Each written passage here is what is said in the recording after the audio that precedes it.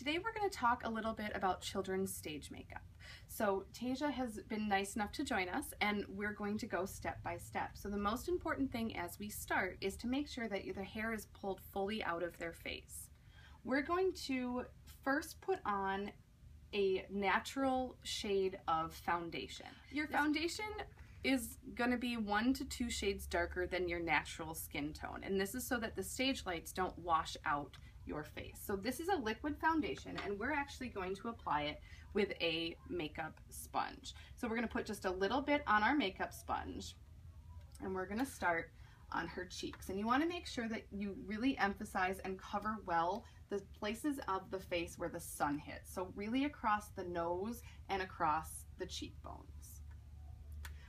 We're going to keep putting this on and blending down into the neck and up into the hairline.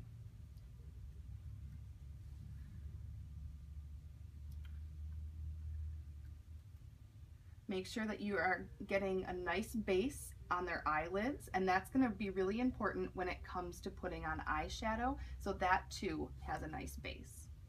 All right. So once you have it all nice and blended in, you want to make sure that you have it, like I said, across their eyelids, and you want a little bit on their lips, and you're going to blend it into their hairline and down onto their chin. So there isn't a really obvious line of makeup on their jawline. Once that's done, you're going to use your loose translucent powder to set the makeup. And you want to make sure that they have their eyes closed, and you're going to put it on a brush. Make sure you're tapping off the excess, and then we're just going to go all over her face to set that foundation. Once you're done with that powder, again, making sure that you're brushing it all the way into her jawline and into her hairline, we're going to move on to her eyes. Now for this, we're using a natural palette. We've got a darker brown and a light taupe color.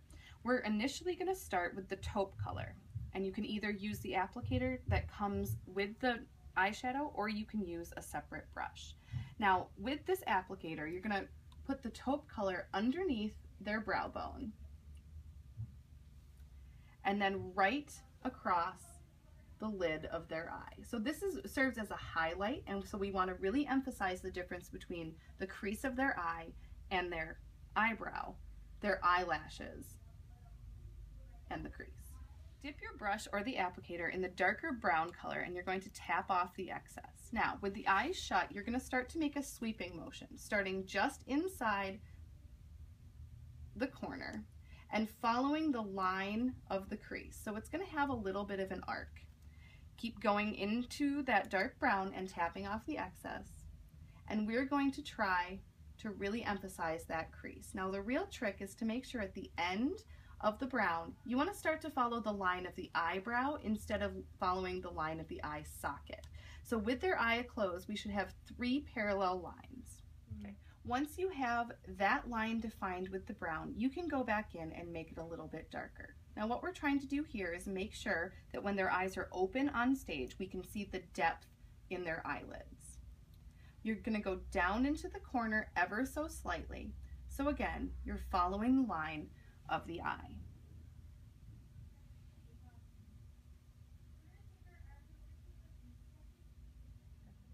Once both eyes are done, you want to make sure that you're looking at them to make sure they're even. You can use your fingers to blend anywhere where you feel like it's gotten dark or uneven, and go back and use that brush to fill in any spots that look like they need a little bit more. With her eyes open, it shouldn't look as though she has a hump over her eye. It should just make it look like the crease is deep. So we're going to finish this off with just a couple of swipes of mascara. Black is best, and you only need about 1 or 2 coats on the upper lashes to make sure that those eyes really pop.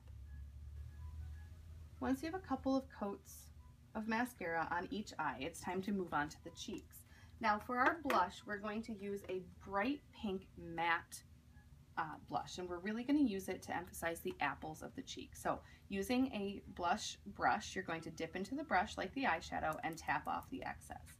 Now right on the circles of their cheeks, we're going to start there and make a sweeping motion up to the hairline. We want to make sure that we're not ending up with a circle of pink on the cheeks, but instead just a light glow. Make it look like they've been outside.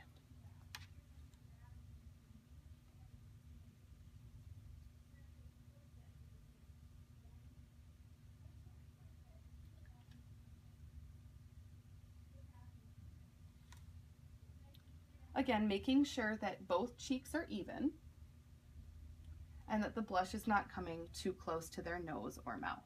If they're very blonde, you're going to add a little bit just on their hairline to add some definition between their hair and their face. Now, for someone with Tasia's coloring, we wouldn't necessarily need to do this, but it's important for our very, very blonde cast members.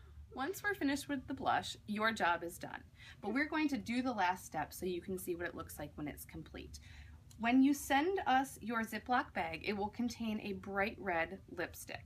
And we want to make sure that this is a real true red, not too blue, or else they look cold on stage. So once we have this red lipstick and you send your cast member to us looking like this, we're going to just apply red lipstick to finish the look.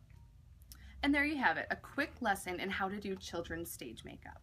I would suggest that you try this a time or two prior to studio dress rehearsal so that when your child comes to the studio wearing their stage makeup, it looks natural. When you're done, you should make sure that even though it might look heavy to you, that it is blended and looks fairly natural. Even though it's heavy in daylight, your child is guaranteed to look gorgeous from the stage.